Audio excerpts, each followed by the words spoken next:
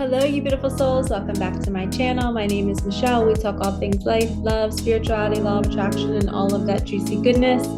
In this video, we are going to talk about how to protect your energy, how to ground yourself, how to be around other people that are holding a very dense vibration, meaning they are very much so in judgment, they're in their fear, they're constantly critiquing other people. They just have this heavy energy of just like, ugh. And being around them, you can just feel yourself feeling crappy. And a lot of people are asking nowadays, like, what do we do with our energy? We're awakening and we're feeling sensitive. And how do we cleanse from that? How do we stay in those environments and survive? And the advice that I love to give and that has saved my life is don't run from those situations unless you are going through a spiritual awakening right now. If you are in the midst of your awakening, it is okay to seclude. You are like this fragile butterfly, and it can feel like knives all over your body when you're around negative people, when you're in the early stages of your awakening.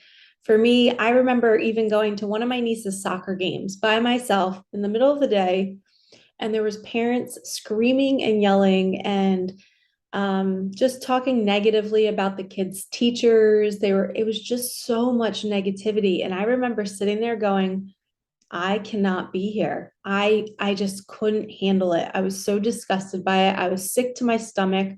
I just felt my body absorbing all of that energy. And I literally was scared. And I was like, am I always going to feel this way? I had no idea that that feeling was temporary. And it was just that little phase of like, my awakening lasted about like maybe 7 months through all the different phases and stages, which I've done a video on the 7 stages of awakening. I'll link that below if you want to watch that. But you go through this sensitive butterfly phase where you're just like, you're so scared to be around that energy because it hurts you physically. But if you're out of that phase, or maybe you haven't entered that yet, and you're just around negative people and it just drives you nuts, how do we deal with it? What we do is I call it the sliding glass door method. So if I'm standing in front of somebody and I'm watching 2 people interact and fighting, verbally just talking negatively to each other, in my body and in my mind, I'm imagining that I'm shutting a sliding glass door between me and them. Okay? What they're saying, I can still hear somewhat. It's not penetrating my side of the door. I'm not allowing it. I am mentally saying, that is not going to touch me. That is going to stay over there. And that's what I want to believe in. And that's what's going to happen. And guess what? When you make that intention and you say, no, that is not allowed to come onto my auric field, it's your reality. Your thoughts are creating your reality. So if you are walking into that situation going, oh, I'm so sensitive, I'm so affected by everything, you're going to be affected by everything.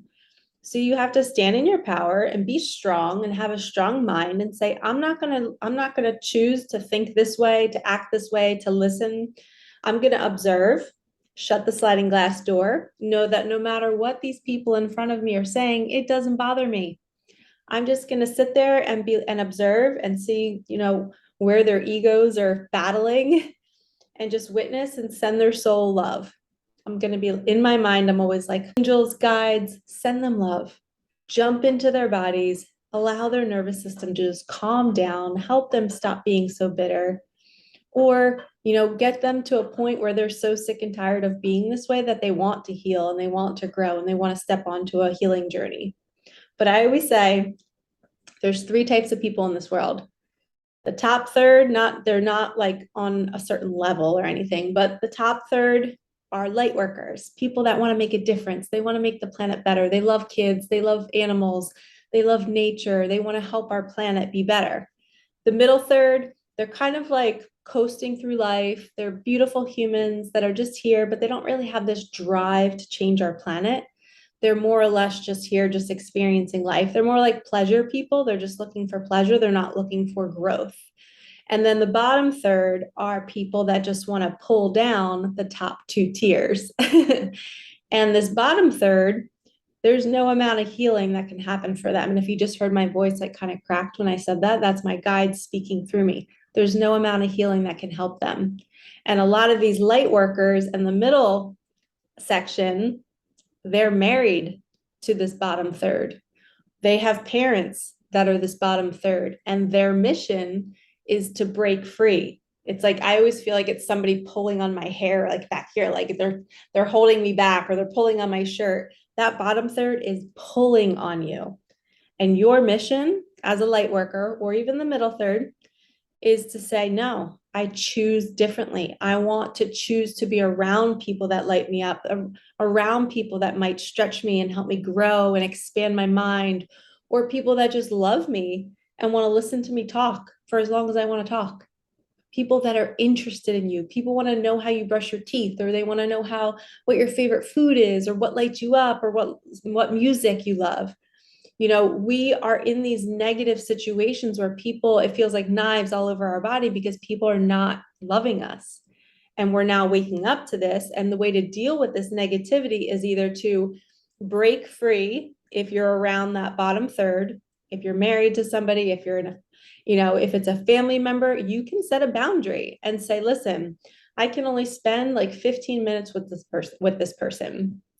I can only be at a family event with them for an hour. And then I'm getting my family and we're leaving. That is totally okay. And if you're going through an awakening, it can be a shorter boundary. It can be 15 minutes. Like I said before, at one point I had a couple family members where I have boundaries and it was 20 minutes. And I'm like, peace. I showed face, gave a hug, and I was out because I was so sensitive. I couldn't handle it at the time. But when you start to build up your strength, your goal should be that you can be in any environment and you become the person that impacts the room in a better way. So you won't have to shut that sliding glass door. You will be able to be in that space and be a sage and start making everybody energetically feel good without even knowing that they're feel good. There's something called energetic resilience, which is what we're building up to. We are becoming energetically resilient, where we can be in any environment and find peace in that chaos because we can shut the door if we want. We can use our light to emanate out to help people calm down if they're frustrated. I know for me, if I'm in a car and there's a bunch of people in the car and two people are fighting, the minute I start praying is the minute they start to calm down. So you can literally beam even with your hands, you can put your hands up and beam light towards these negative people and watch their mindset, their demeanor starts to change. Your energy, we're like X-Men. We can literally impact a room with our light. So learning to shield when you need to shield. If you're in the early stages of awakening, avoid those situations. Don't even go there. Choose to stay home and say, okay, this is temporary. If I'm going to be like this for maybe 6 or 7 months, I can do this. I will eventually get back in the world. It's okay. Then when you start to get back in the world, you're going to come home after you're around people. You're going to spray yourself with lavender water. You're going to sage. You're going to use Palo Santo. You're going to take baths. You're going to get out in nature every single day. Because if you are a light worker and you're feeling this sensitivity to negativity, you have to be outdoors every single day. You have to ground yourself on the earth. When you are walking on the earth, you are dropping off all of that negativity that you're picking up. And we can no longer sit there and say, I blame this person and I blame this place and I was just here and it was so negative and it was so dark. No, your job is to be in any environment and transmute it and learn how to be resilient in that environment. And I've been through this many times in my life. My mentor would be like, Michelle, you're in that environment because you're supposed to transmute it. You're supposed to be the light in that darkness. And it works. I worked at a place where nobody believed in the universe, and I was going in there in the office every single day. By the time I left that job, guess what? They're texting me about signs. They're talking about the universe. They're like, Michelle, you're in my head. I already know you're saying that's the universe talking to you.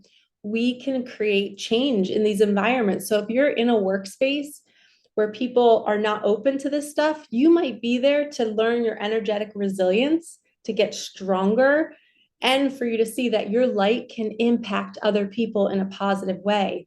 You could be the one person that changes the room.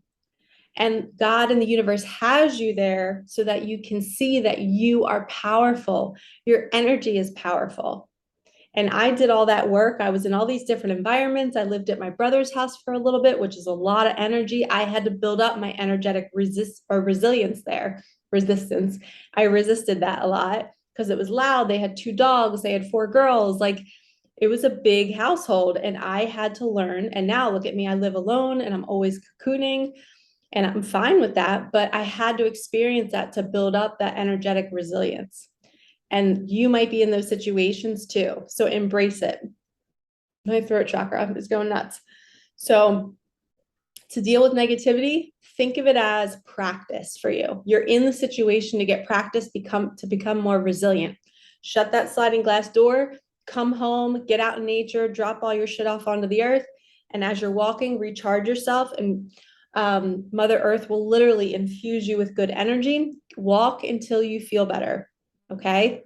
When I get done a reading, and if it's a heavy reading, if there's a lot going on, I immediately get my shoes on and I get outside, or I keep my shoes off and I put my feet on the concrete or on the grass, and I can just feel infused with good energy again. So you have to have the tools to shield yourself, to protect yourself, and to cleanse yourself. We are not playing the victim. We are not blaming people and situations. We're just realizing we're energy. No matter where we go, we have to learn to dump off the excess of what we pick up. And we have to have that system for ourselves, because everybody's different. And then we have to learn that we want to become resilient. We want to have this energy where instead of being like, affected by everything, we're in a room making an impact and helping people heal and helping people feel better just by our vibration. So I hope this helps, lovies. If you need help learning how to shield up better, or you just want to learn more about this topic, book a session with me. I do one-on-one readings. I do a mentorship. I do coaching.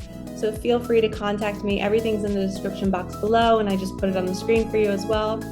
Like, comment, subscribe, hit that bell, and I will see you in the next one. Peace out.